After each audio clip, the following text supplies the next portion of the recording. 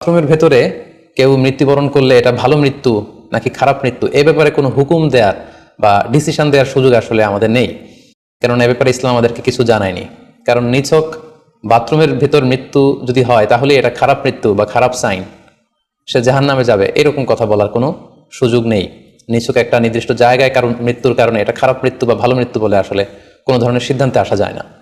কারণ বাথরুমে নানাভাবে মানুষের মৃত্যু হতে পারে। কেউ হয়তো অজু করতে যেয়ে বাথরুমের ভিতরে মৃত্যুবরণ করেছে, অথবা কেউ গোসল করতে যেয়ে মৃত্যুবরণ করেছে, এটাও হতে পারে, অথবা প্রাকৃতিক কাজ সারতে যেয়ে বাথরুমে তার মৃত্যু হয়েছে।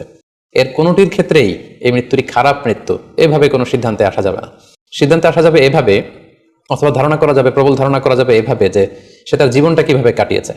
তিনি যদি ইমানের উপর থাকেন, ইস্তেকামতের উপর থাকেন, আল্লাহ এবং আল্লাহ রাসূলের উপর দৃঢ় বিশ্বাসের উপর থাকেন, তিনি যদি সৎ কর্ম করে থাকেন এই পৃথিবীতে, তাহলে তার বিদায়টা, তার মৃত্যুটা ভালো মৃত্যু হয়েছে বলে আমরা প্রবল ধারণা রাখতে পারি। কিন্তু